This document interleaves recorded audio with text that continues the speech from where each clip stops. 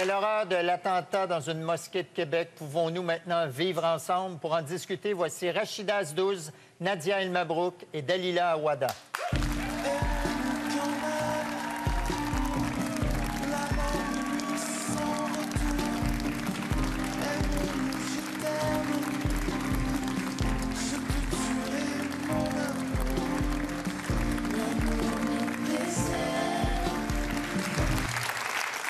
Bonsoir, mesdames. Bienvenue à Tout le monde en parle.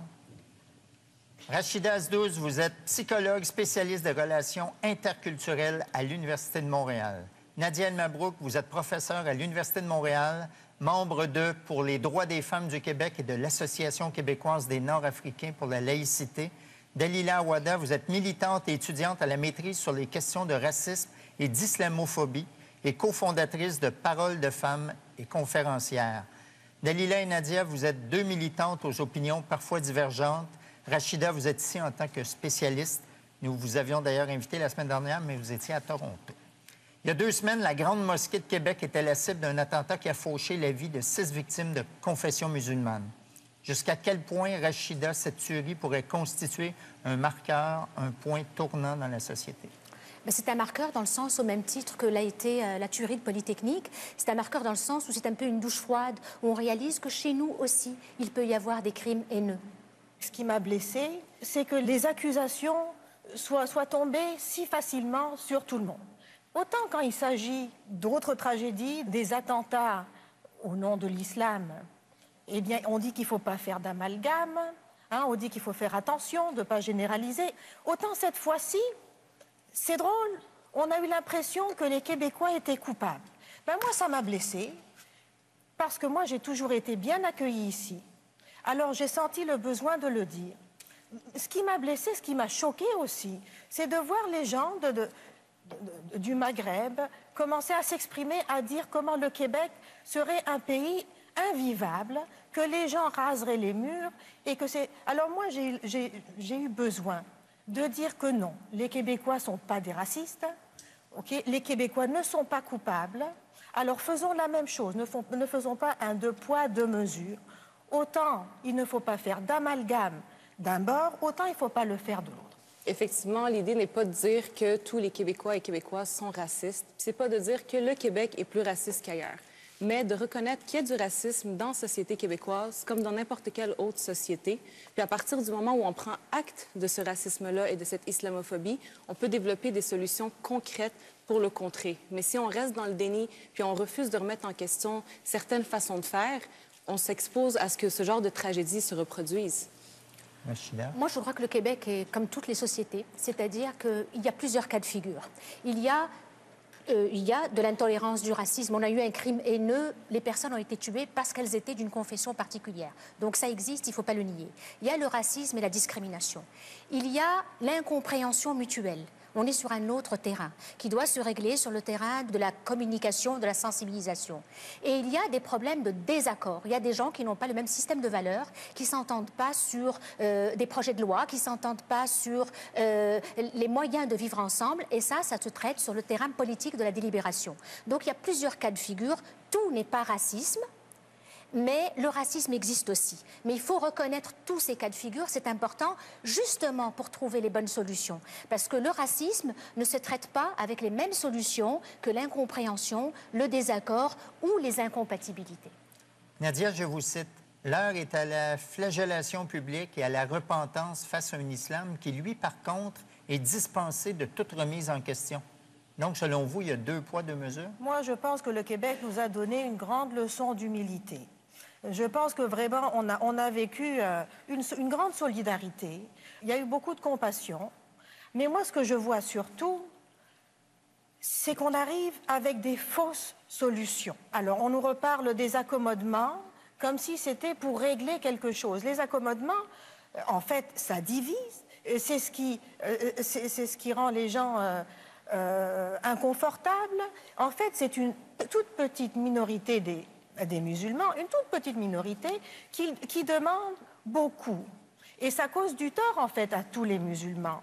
Et en effet, après ça, quand on a un nom arabe, eh ben, on a du mal à trouver du travail parce que les employeurs, ils peuvent être craintifs. d'avoir quelqu'un qui va demander d'avoir tel moment pour faire sa prière, d'avoir des lieux de prière. Voilà. Et les accommodements, ça risque pas de favoriser le vivre ensemble. Il y a souvent un silence étonnant de la majorité des musulmans face à l'islamisme radical. Est-ce que les musulmans échouent dans leur responsabilité de dénoncer les discours haineux, de se dissocier de la violence djihadiste? Non. On l'a bien vu que les discours haineux affectent tout le monde et touchent tout le monde. Puis la preuve, c'est qu'il y a 2 semaines, c'est dans une mosquée que cet attentat s'est produit. Ouais. Donc l'extrémisme fait des victimes partout. On peut tous être victimes de ça, vous, moi, tout le monde ici. Puis la réponse à ça, ce n'est pas d'alimenter encore plus la stigmatisation ou la division, mais bien de faire des appels à la solidarité, de faire des appels à la cohésion et de dénoncer tous les types d'extrémisme. Puis ça, à mon avis, c'est un angle mort qu'on a souvent dans ces discussions-là, c'est qu'on va parler de la montée du fanatisme religieux. Il ne faut pas le nier, ça existe. On le voit un peu partout. Il y a eu des attentats qui ont été perpétrés dans différents pays en Occident. C'est atroce, c'est un fait. Sauf qu'il y a un autre type d'extrémisme présentement qui est en train de gagner du terrain en Occident, puis c'est l'extrême droite, notamment avec l'élection de Trump présentement. Puis cet extrémisme-là fait aussi des ravages, puis c'est un peu comme l'envers d'une même médaille. Ces 2 phénomènes se nourrissent, la violence engendre la violence, la haine engendre la haine. Fait que si on veut s'attarder sur le phénomène de l'extrémisme et parler de discours haineux, on devrait élargir un petit peu le portrait, puis dénoncer tous ces types de violences-là. On est ici aujourd'hui parce qu'il y a eu une tragédie, un crime haineux il y a 2 semaines. Il y a cette tragédie-là. La seule solution que ça appelle, d'abord, il y a un devoir de décence. L'embargo n'est pas levé. Il y a encore des gens qui sont à l'hôpital en ce moment. Ouais. Et il y a des familles qui amorcent un travail de deuil. Alors, il y a un impératif de décence qui pèse encore sur nous tous, qui fait que c'est un peu malaisant même d'en parler encore aujourd'hui.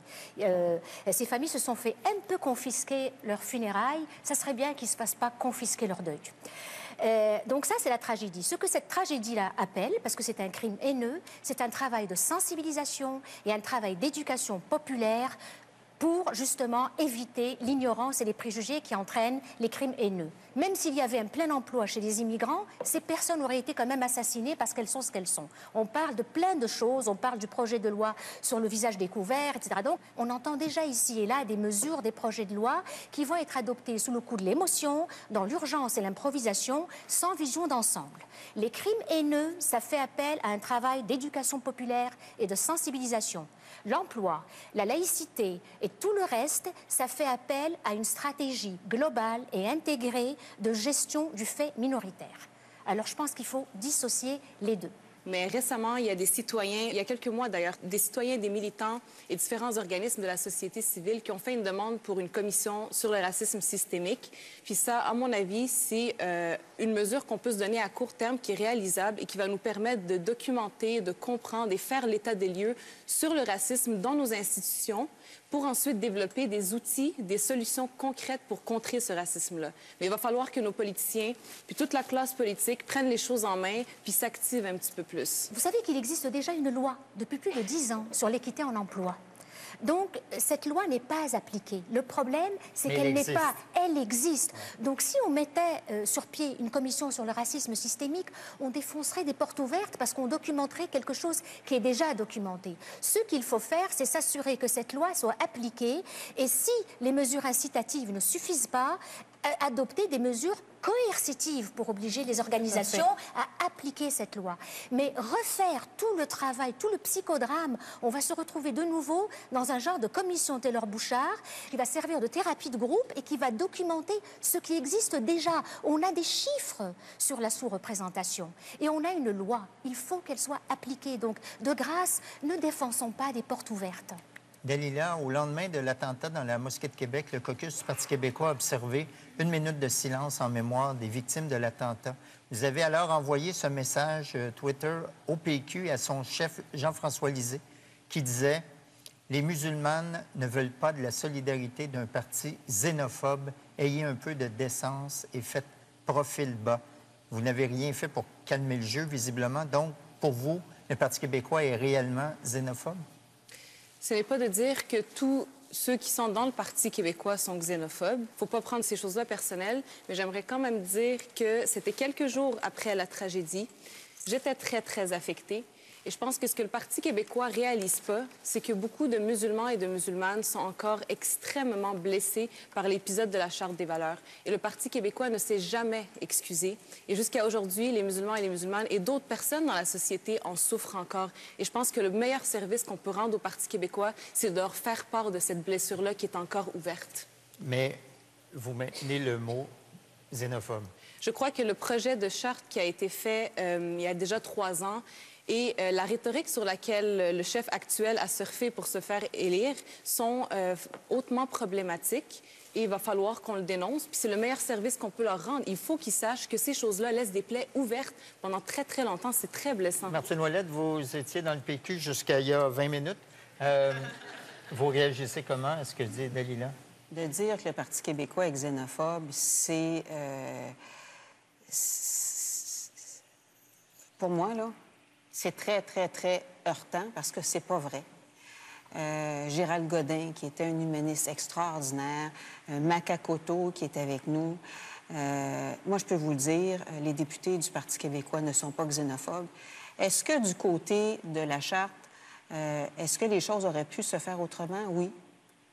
Mais d'utiliser des mots comme xénophobe, ce sont des attaques extrêmement sérieuses et qui sont heurtantes. Et je pense qu'il faut faire attention. Il faut faire attention justement pour maintenir ce dialogue-là. Et moi, j'ai trouvé la discussion très intéressante parce qu'il y a effectivement une diversité de points de vue. Et il ne faut pas prendre la communauté musulmane comme une unicité. Il y a une diversité de points de vue, comme il y a une diversité de points de vue dans l'ensemble des communautés. Et je pense qu'on a entendu ça ce soir. Ce que vous dites est tout à fait légitime et il ne s'agit pas de cibler les individus. Mais je pense que c'est tout à fait légitime pour les personnes musulmanes qui se sont faites rentrer dedans par ce projet de charte.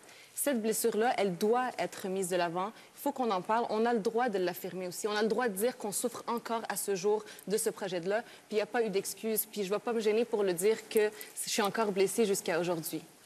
Bon, alors moi, ça m'inquiète d'entendre ça, justement. Ça m'inquiète. C'est les propos haineux qui circulent contre des personnes qui ont des idées, contre des gens qui ont défendu, qui ont porté des dossiers, contre des militants de la laïcité, contre des féministes, contre Jeannette Bertrand. Hein? Même Jeannette Bertrand a les mains tachées de sang. Deux poids, deux mesures. Hein? Quand il s'agit d'attentats terroristes, il ne faut pas faire d'amalgame. Mais là, on se permet de pointer, de dire c'est la charte, et puis de tacher le sang des mains de Jeannette Bertrand. Mais moi, ça me choque, et ça choque beaucoup de Québécois, parce que Jeannette Bertrand, je pense que c'est une dame qui a fait beaucoup... dans l'ouverture d'esprit, c'est un modèle. Voilà. Eh bien, depuis, j'ai reçu, moi aussi, je reçois des messages qui me disent que je suis une traître à l'islam, qui disent que les Québécois, une fois qu'ils m'auront utilisé, eh bien, je finirai dans une poubelle. Alors, voilà les messages de haine. Alors, il faut faire attention de ne pas viser, de ne pas cibler telle personne, parce que le ton a monté des deux côtés et le climat est malsain et les extrémismes des deux bords doivent être apaisés. Bon. Et là, les solutions qui sont proposées, ce ne sont pas des solutions d'apaisement. Ce sont des solutions qui augmentent la division. Comment faire pour augmenter la présence du religieux? Ce n'est pas depuis l'immigration que le Québec aspire à la laïcité. C'est un mouvement, enfin, vous le savez mieux que moi. Qui date des moi, années 60. Ben oui. C'est la Révolution tranquille qui nous a abandonné la laïcité. Ça serait abandonner la marche de sécularisation qui est entreprise depuis la Révolution tranquille. Et Rachida, vous en parlez de la laïcité. Est-ce qu'il faut reprendre le débat de la laïcité et si oui, sous quel angle? Il faut reprendre sous l'angle de la neutralité religieuse de l'État et de ses institutions et de ses agents. Je pense que c'est ça, la laïcité, c'est la séparation du politique et du religieux. Il faut l'aborder sous un angle qui ne soit pas identitaire. Regardez la discussion qu'on a aujourd'hui. On est invité à un débat sur le vivre ensemble. Et on parle d'islam.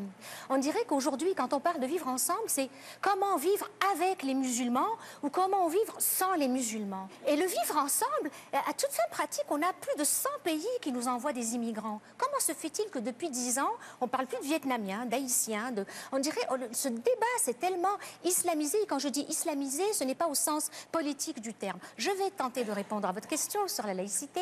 C'est que ce débat sur la laïcité, oui, il y a eu la charte. Mais la charte, il y a eu quand même même un autre effet de la charte, c'est que le PQ a perdu le pouvoir et la charte n'est pas passée. Et ça envoie quand même aussi un message, c'est que la majorité des Québécois n'ont pas voulu de cette laïcité-là. Cette laïcité-là qui n'était pas engagée sous le bon angle. Parce qu'ils n'ont pas voulu de référendum plus. C'est ça. Bien avant la charte de la laïcité, je remonte à Bouchard-Taylor.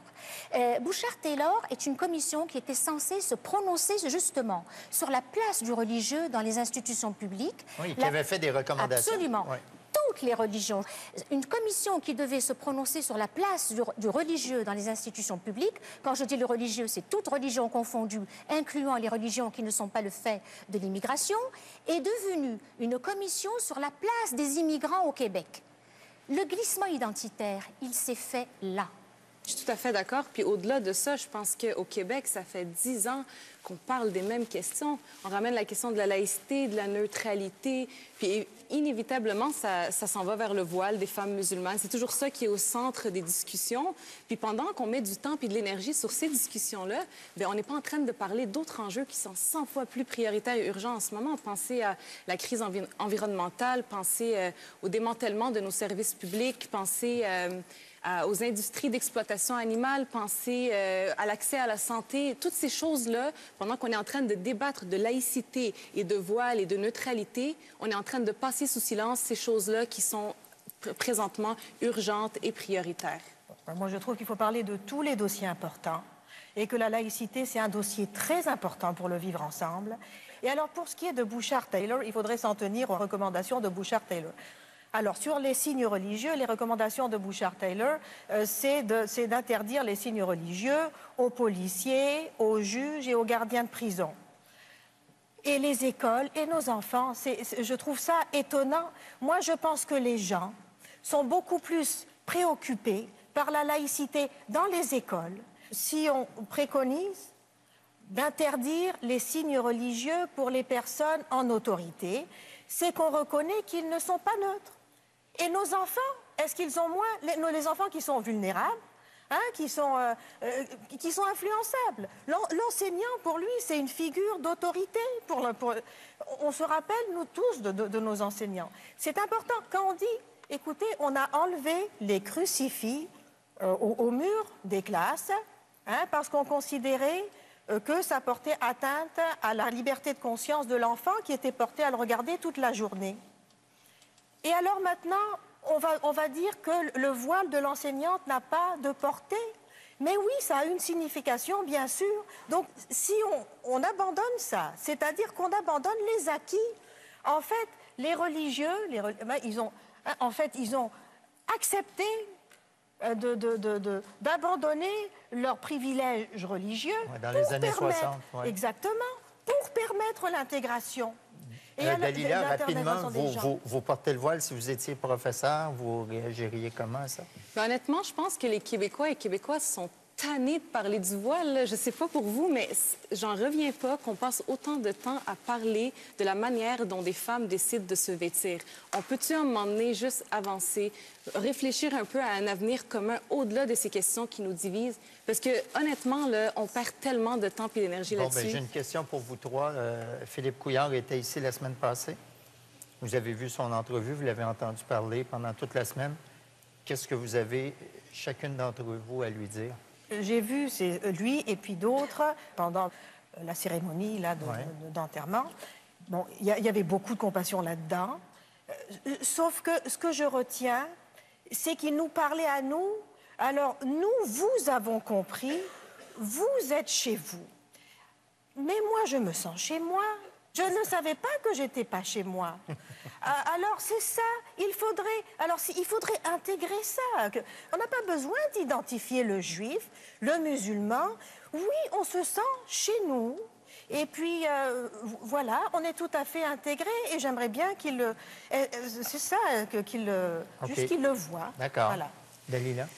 Bien, c'est sûr que les politiciens ont vraiment joué leur rôle comme il faut la semaine qui a suivi cet attentat-là. Donc, leur discours de solidarité était symboliquement fort. On avait besoin de ça au Québec. Mais encore une fois, je réitère à quel point c'est important de dépasser le simple discours puis de s'attaquer aux inégalités. Puis en ce sens-là, la classe politique devrait voir Dans cette tragédie-là, je sais que c'est difficile à dire parce que, surtout pour les familles endeuillées, c'est dur de voir quoi que ce soit de positif en ce moment.